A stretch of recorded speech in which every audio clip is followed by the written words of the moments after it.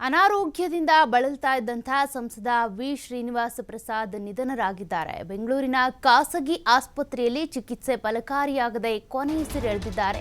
ತೀವ್ರ ಅನಾರೋಗ್ಯದಿಂದ ಬಳಲ್ತಾ ಇದ್ರು ಸಂಸದ ವಿ ಶ್ರೀನಿವಾಸ ಪ್ರಸಾದ್ ಕೊನೆಯುಸಿರೆಳೆದಿದ್ದಾರೆ. ದಕ್ಷಿಣ ಕರ್ನಾಟಕದ ದಲಿತ ಸೂರ್ಯ ಅಂತಾನೆ ಖ್ಯಾತರಾಗಿದ್ದಂತ ಪ್ರಸಾದ್ ಅವರು ಮರಣವನ್ನಪ್ಪಿದ್ದಾರೆ.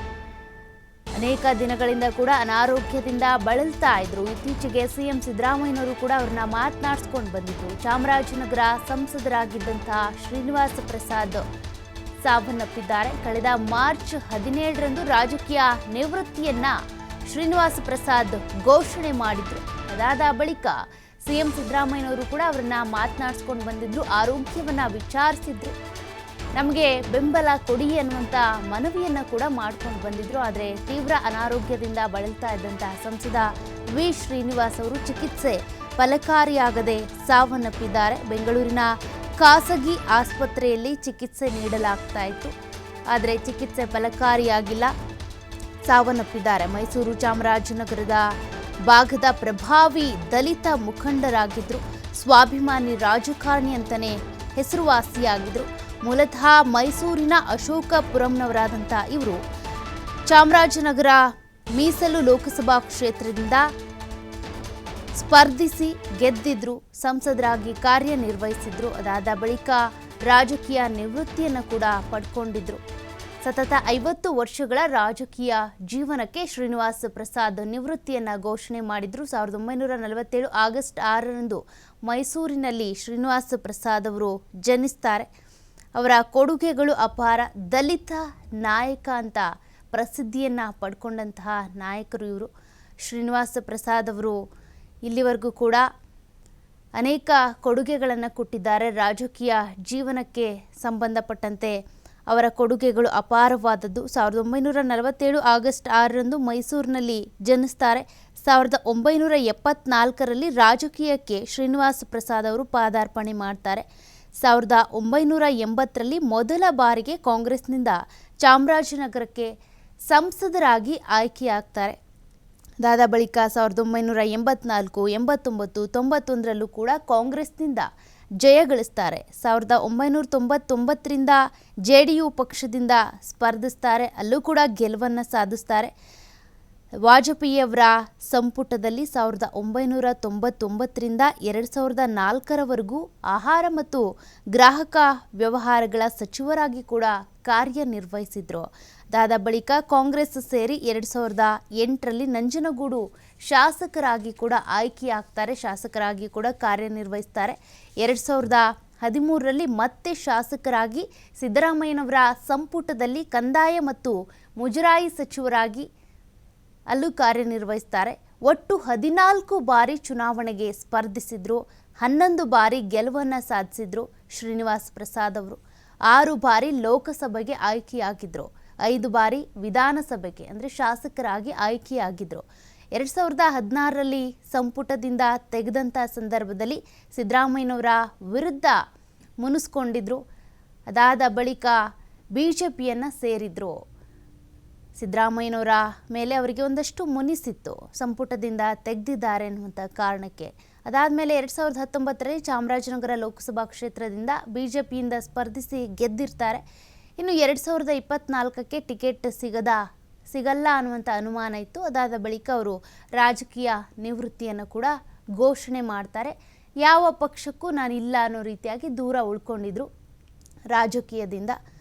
ಸತತ 50 ವರ್ಷಗಳ ರಾಜಕೀಯ ಜೀವನಕ್ಕೆ ಈಗ ಶ್ರೀನಿವಾಸ್ ಪ್ರಸಾದ್ ಅವರು ರಾಜಕೀಯ ಜೀವನ ಮಾತ್ರ ಅಲ್ಲ, ವೈಯಕ್ತಿಕ ಜೀವನ ಇರ್ಬೋದು, ಎಲ್ಲದಕ್ಕೂ ಈಗ ಅಂತಿಮ ಹಾಡಿದ್ದಾರೆ.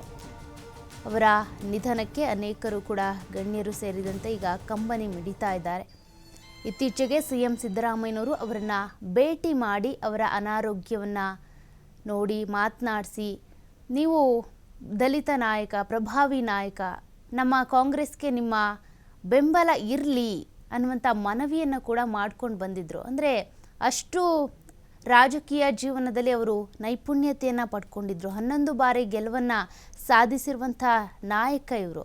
ಹಾಗಾಗಿ ಇವರ ಒಂದು ಹಸ್ತವನ್ನು ಅಭಯ ಹಸ್ತವನ್ನು ಅಥವಾ ಇವರ ಒಂದು ಬೆಂಬಲವನ್ನು ಪಡ್ಕೊಳ್ಳೋದಕ್ಕೂ ಕೂಡ ಅಂದರೆ ಒಂದು ರೀತಿಯಾಗಿ ನಮಗೆ ಬೆನ್ನೆಲುಬಾಗಿ ನಿಲ್ಲಿ, ಸಪೋರ್ಟಿವ್ ಆಗಿರಿ, ನಮ್ಮ ಒಂದು ಪಕ್ಷದ ಬಗ್ಗೆ ಒಂದು ಅನುಕಂಪ ಇರಲಿ ಅನ್ನೋ ರೀತಿಯಾಗಿ ಮನವಿಯನ್ನು ಮಾಡ್ಕೊಂಡು ಬಂದಿದ್ದರು ಸಿದ್ದರಾಮಯ್ಯನವರು. ಅವರಿಬ್ಬರು ಕೂಡ ಸ್ನೇಹಿತರೇ ಆಗಿದ್ದರು, ಆದರೆ ಸಂಪುಟದಿಂದ ಹೊರಹಾಕಿದ್ರು ಅನ್ನುವಂಥ ಒಂದೇ ಒಂದು ಕಾರಣಕ್ಕೆ ಸಿದ್ದರಾಮಯ್ಯನವರ ವಿರುದ್ಧ ಮುನಿಸನ್ನು ಇಟ್ಕೊಂಡಿದ್ರು ಶ್ರೀನಿವಾಸ್ ಪ್ರಸಾದ್ ಅವರು. ಅದಾದ ಬಳಿಕ ಮೊನ್ನೆ ಹೋದ ತಕ್ಷಣ ಸಿದ್ದರಾಮಯ್ಯನವರು ಮತ್ತು ಶ್ರೀನಿವಾಸ್ ಪ್ರಸಾದ್ ಅವರು ಇಬ್ಬರು ಕೂಡ ಚೆನ್ನಾಗಿ ಮಾತನಾಡಿದರು. ಆದ್ರೀಗ ಎಲ್ಲವನ್ನು ಕೂಡ ಬಿಟ್ಟು ಅಗಲಿದ್ದಾರೆ ಶ್ರೀನಿವಾಸ್ ಪ್ರಸಾದ್ ಅವರು. ಹುಟ್ಟೂರು ಅವರದ್ದು ಅಶೋಕಪುರಂ, ಮೈಸೂರಿನ ಅಶೋಕಪುರಂನಲ್ಲಿ ಆಗಸ್ಟ್ 6ನೇ ತಾರೀಕು 1947ರಲ್ಲಿ ಅವರ ತಂದೆ ವೆಂಕಟಯ್ಯ ಆಗಿದ್ದರು. ಇನ್ನು ಪತ್ನಿ ಭಾಗ್ಯಲಕ್ಷ್ಮಿ, ಮಕ್ಕಳು ಅವರಿಗೆ ಪ್ರತಿಮಾ ಪ್ರಸಾದ್ IRS ಅಧಿಕಾರಿಯಾಗಿ ಅವರು ಕೂಡ ಕಾರ್ಯನಿರ್ವಹಿಸ್ತಾ ಇದ್ದಾರೆ. ಪೂರ್ಣಿಮಾ ಪ್ರಸಾದ್ ಅಂತ ಮಾಜಿ ಶಾಸಕ ಹರ್ಷವರ್ಧನ್ ಪತ್ನಿ ಕೂಡ ಅವರು. ಒಟ್ಟಿನಲ್ಲಿ ಎಲ್ಲರನ್ನೂ ಕೂಡ ಈಗ ಅಗಲಿದ್ದಾರೆ.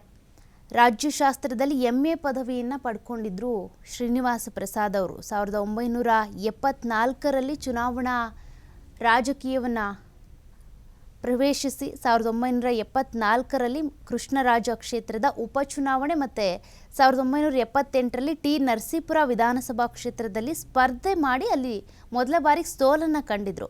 ಅದಾದ ಬಳಿಕ 1980ರಲ್ಲಿ ಚಾಮರಾಜನಗರ ಲೋಕಸಭಾ ಕ್ಷೇತ್ರದಿಂದ ಕಾಂಗ್ರೆಸ್ನ ಅಭ್ಯರ್ಥಿಯಾಗಿ 1984, 89, 91ರಲ್ಲೂ ಕೂಡ ಗೆಲುವನ್ನು ಸಾಧಿಸಿದ್ರು. 99ರಲ್ಲಿ JDUಗೆ ಸೇರ್ಕೊಳ್ತಾರೆ, ಅಲ್ಲೂ ಕೂಡ ಗೆಲುವನ್ನು ಸಾಧಿಸ್ತಾರೆ. 2019ರಲ್ಲಿ BJPಯನ್ನು ಸೇರ್ಪಡೆಯಾಗಿದ್ದರು. ಅದಾದ ಬಳಿಕ ಇದೆಲ್ಲದನ್ನು ಬಿಟ್ಟು ರಾಜಕೀಯ ನಿವೃತ್ತಿಯನ್ನು ಪಡ್ಕೊಂಡಿದ್ರು. ಸಚಿವರಾಗಿದ್ದಂತಹ ಸಂದರ್ಭದಲ್ಲಿ ಮನಸ್ವಿನಿ ಅನ್ನುವಂಥ ಯೋಜನೆಯನ್ನು ಜಾರಿಗೆಗೊಳಿಸಿ ಪ್ರಸಿದ್ಧಿಯನ್ನು ಪಡ್ಕೊಂಡಿದ್ರು ಶ್ರೀನಿವಾಸ್ ಪ್ರಸಾದ್ ಅವರು. 1999ರಲ್ಲಿ ವಾಜಪೇಯಿಯವರ ಸಂಪುಟದಲ್ಲಿ ಆಹಾರ ಮತ್ತು ನಾಗರಿಕ ಇಲಾಖೆ ರಾಜ್ಯ ಸಚಿವರಾಗಿದ್ದರು. ಅಲ್ಲದೆ ನಂಜನಗೂಡು ವಿಧಾನಸಭಾ ಕ್ಷೇತ್ರದಿಂದ 2008 ಹಾಗೂ 2013 2 ಬಾರಿ ಶಾಸಕರಾಗಿ ಅಲ್ಲಿ ಆಯ್ಕೆಯಾಗಿದ್ದರು.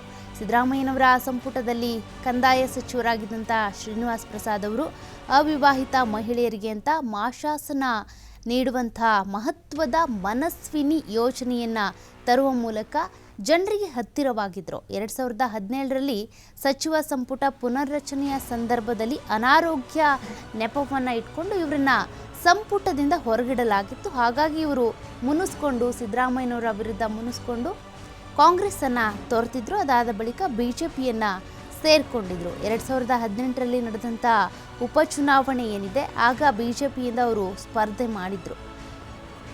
ಸ್ವಾಭಿಮಾನಿ ರಾಜಕಾರಣಕ್ಕೆ, ಅದೇ ರೀತಿಯಾಗಿ ಕಳಂಕರಹಿತ ರಾಜಕಾರಣಿ ಅಂತ ಕೂಡ ಹೆಸರುವಾಸಿಯಾಗಿದ್ದಂಥ ಶ್ರೀನಿವಾಸ್ ಪ್ರಸಾದ್ ಅವರ ಅಗಲಿಕೆ ರಾಜಕಾರಣಿಗಳಿಗೆ, ಅದೇ ರೀತಿಯಾಗಿ ಅವರ ಸಂಬಂಧಿಕರು, ಕುಟುಂಬಸ್ಥರು, ಅನೇಕ ಸ್ನೇಹಿತರಿಗೆ ನೋವನ್ನು ತಂದಿಟ್ಟಿದೆ.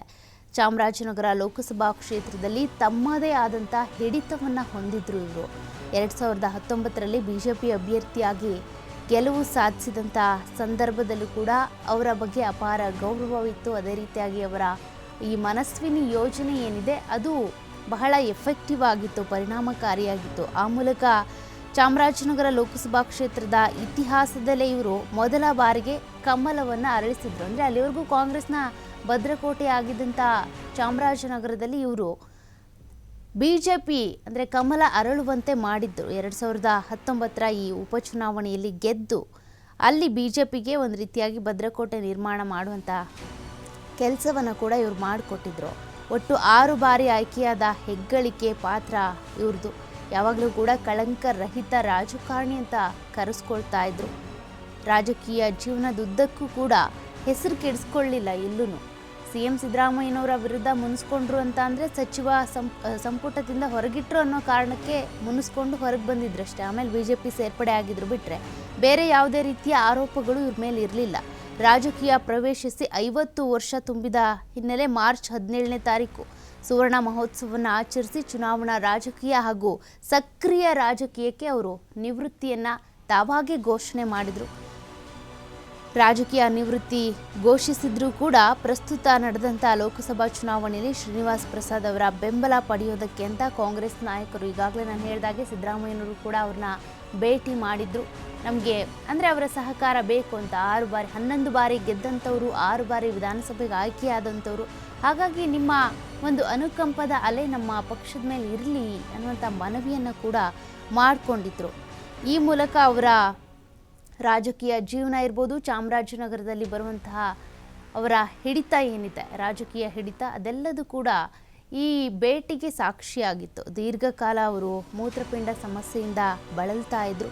ಇತ್ತೀಚೆಗೆ ಸಂಪೂರ್ಣ ವಿಶ್ರಾಂತಿಗೂ ಕೂಡ ಮೊರೆ ಹೋಗಿದ್ರು. ಆಸ್ಪತ್ರೆಯಲ್ಲಿ ಚಿಕಿತ್ಸೆಯನ್ನು ಪಡ್ಕೊಳ್ತಾ ಇದ್ರು. ಆದರೆ ಈ ಮೂತ್ರಪಿಂಡ ಕಾಯಿಲೆಯಿಂದ ಉಲ್ಬಣಗೊಂಡಿದ್ದರಿಂದಾಗಿ ಕೆಲ ದಿನಗಳ ಹಿಂದೆ ಬೆಂಗಳೂರಿನ ಖಾಸಗಿ ಆಸ್ಪತ್ರೆಯಲ್ಲಿ ಚಿಕಿತ್ಸೆಯನ್ನು ಪಡ್ಕೊಳ್ತಾ ಇದ್ರು. ಅಲ್ಲೇ ದಾಖಲಾಗಿದ್ರು ಕೂಡ.